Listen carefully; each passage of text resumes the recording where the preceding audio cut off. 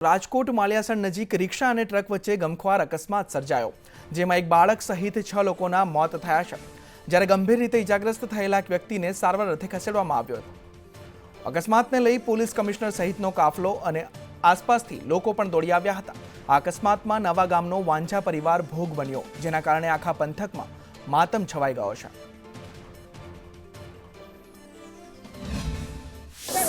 એ બાબતે હું આપને જણાવી દઉં કે જે ટ્રક છે રોંગ સાઈડમાં આવતો હતો પહેલી નજરે એવું જાણવા મળેલ છે, અને જેના કારણે અકસ્માત સર્જાયેલો છે કે જેની અંદર રિક્ષા સવારની અંદર જે સવારી હતી એમના લોકોના મૃત્યુ થયેલા। હાલ તાત્કાલિક ધોરણે એ લોકોને સિવિલ હોસ્પિટલમાં ખસેડવામાં આવેલ છે। તો આ તરફ અમરેલી લેટરકાંડ મામલે રાજ્યના પોલીસ વડા વિકાસ સહાયે સૌથી મોટી કાર્યવાહી કરી છે। અમરેલીમાં લેટરકાંડ મામલે પાયલ ગુટીએ કરેલી રજૂઆતો અને આક્ષેપોનો મુદ્દો વિધાનસભામાં ગુંજ્યા બાદ અધિકારીઓની બદલી કરવામાં આવી છે।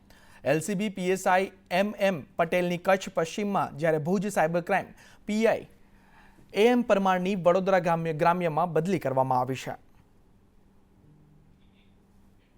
વાત બનાસકાંઠાની કરીએ તો બનાસકાંઠામાં નાયબ કલેક્ટર અને ઓફિસ સુપ્રિન્ટેન્ડન્ટ લાંચ લેતા ઝડપાયા છે। એસીબીએ અંકિતા ઓઝા અને ઇન્ચાર્જ એસ ઇમરાન નાગોરીને રંગે હાથે 3 લાખની લાંચ લેતા ઝડપી પાડ્યા હતા।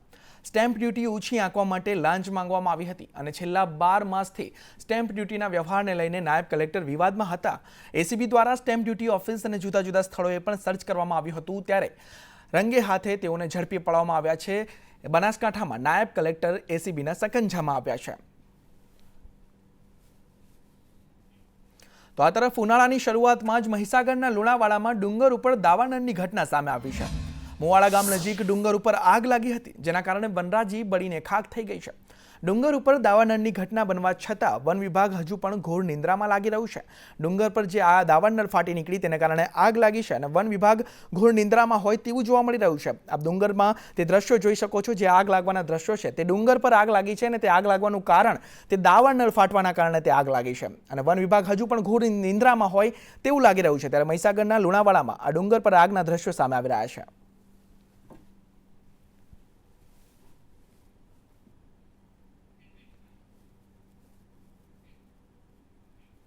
તો આ તરફ વલસાડના પારડીમાં સુખસલાવ ગામે એક વાડીમાં આગ લાગી હતી। પવન અને સૂકા કચરાના કારણે આગ વધુ વિકરાળ બની હતી અને બાજુમાં આવેલા ઘાસિયા વાડીમાં પણ આગ પ્રસરી ગઈ હતી। ફાયરને જાણ કરવા છતાં ન આવતા સ્થાનિકો દ્વારા આગ પર કાબુ મેળવવાનો પ્રયાસ કરાયો હતો। આગ લાગતા ફાયર વિભાગને જાણ કરવામાં આવી હતી। વલસાડની આ ઘટના સામે આવી રહી છે કે સુખલાવ ગામે વાડીમાં આગ લાગી હતી। ફાયર વિભાગને જાણ કરી ફાયર વિભાગ ન આવતા સ્થાનિકો દ્વારા આગ પર કાબુ મેળવાયો હતો।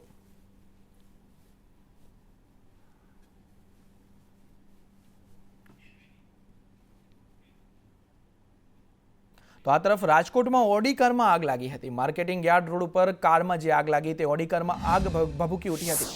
કારમાં આગ લાગતા અફરાતફરીનો માહોલ પણ સર્જાયો હતો, જ્યારે ફાયર વિભાગે આગ પર કાબુ મેળવ્યો હતો।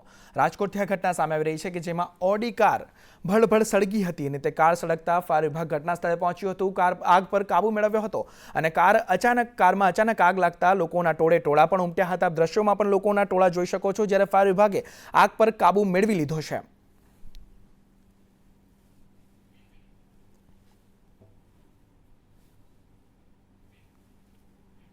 તો બોગસ ડોક્ટર ઝડપાવાનો સિલસિલો યથાવત છે, તો અમદાવાદના ધોળકામાંથી પણ એક બોગસ ડોક્ટર ઝડપાયો છે।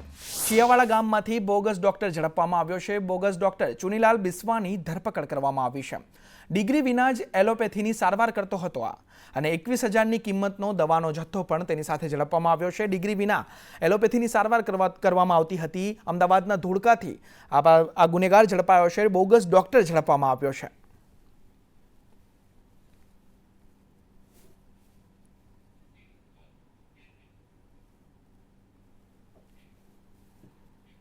તો એક તરફ ઉનાળાની શરૂઆત થઈ છે અને ઉનાળાની શરૂઆત થતાં જ ઠંડા પીણાની ફેક્ટરીઓ ધમધમતી થઈ છે, ત્યારે બનાસકાંઠામાં ડીસાની રજવાડી ગૃહ ઉદ્યોગ નામની ફેક્ટરીમાં ફૂડ એન્ડ ડ્રગ્સ વિભાગે દરોડા પાડ્યા છે। ગંદકી સહિત હલકી ગુણવત્તાવાળા પીણા વેચતા હોવાના જાગૃત નાગરિકો દ્વારા આક્ષેપો કરવામાં આવ્યા છે। ફૂડ એન્ડ ડ્રગ્સ વિભાગે 4 ઠંડા પીણાના નમૂના લઈ પરીક્ષણ અર્થે મોકલવાની કાર્યવાહી કરી છે। ઉનાળાની શરૂઆત થઈ ગઈ છે, ત્યારે ઠંડા પીણાનો પણ ધમધમો ચાલી રહ્યો છે, ત્યારે ફૂડ એન્ડ ડ્રગ્સ વિભાગે અહીંથી નમૂના જપ્ત કરી કાર્યવાહી હાથ ધરી છે, તેને પરીક્ષણ અર્થે મોકલવાની કાર્યવાહી કરી છે।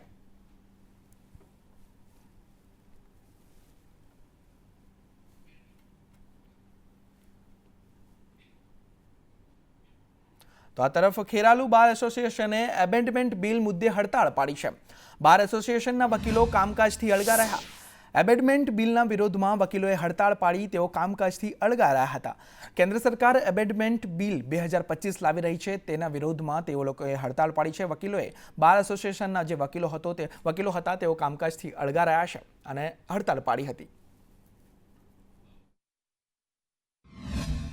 નવું એમેન્ડમેન્ટ બિલ દાખલ થઈ જાય તો વકીલ સામે વકીલો જ ઊભા રહેવાના. એક વકીલ જીતવાનો, બીજો વકીલ હારવાનો. હવે જે હારી જાય એ વકીલના વિરુદ્ધમાં હારી જનાર પાર્ટી એના વિરુદ્ધમાં કાયદેસરની કાર્યવાહી કરી શકે. જેવા તેવા સમયે તો આ તો વકીલનું જ નુકસાન છે. દાખલા તરીકે નીચલી કોર્ટે કોઈ આરોપીને ફરિયાદીને છોડી દીધા અને જો એ ઉપર જાય તો શું નીચલી કોર્ટને એને જવાબદાર ગણી શકાય? આ તો સીધું વકીલોની શું કહેવાય એમની હણવાવ જેવું બાબત છે. એટલે સીધું વકીલોનું નુકસાન છે. બે વકીલોમાંથી એક વકીલ તો હારવાનો. એટલે આવું એમેન્ડમેન્ટ બિલ જો દાખલ થાય તો વકીલોને ભૂખે મરવાનો અને જેલમાં જવાનો પણ વારો આવશે. અને જે હાલ 2025નું એમેન્ડમેન્ટ બિલ આવેલું છે તે વકીલો માટે ઘણું નુકસાનકારક છે. ઘણી સેક્શનો અંદર એવી છે જેના અંદર વકીલોને ઘણું બધું નુકસાન છે. વકીલ એક અધિવક્તા છે જે લોકોને ન્યાય અપાવે છે અને એમના જ વિરુદ્ધમાં જો આવું એમેન્ડમેન્ટ બિલ લાવવામાં આવે તો વકીલોને ઘણું બધું નુકસાન જાય.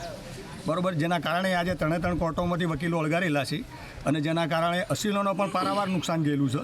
તો આ બિલ સરકારે તાત્કાલિક 2025નું એમેન્ડમેન્ટ બિલ પાછું લેવું જોઈએ. ભારત સરકારે એડવોકેટ એમેન્ડમેન્ટ બિલ 2025 લાવી. તો ગુજરાત રાજ્યનું વાર્ષિક અંદાજપત્ર એટલે કે બજેટ જાહેર થયું છે. આ બજેટમાં સમાજના તમામ વર્ગોને આવરી લેવાયા છે. તમામ વર્ગો માટે કરોડો રૂપિયાની જોગવાઈઓ કરવામાં આવી છે. રાજ્ય સરકારના બજેટને સર્વત્રથી આવકાર મળી રહ્યો છે.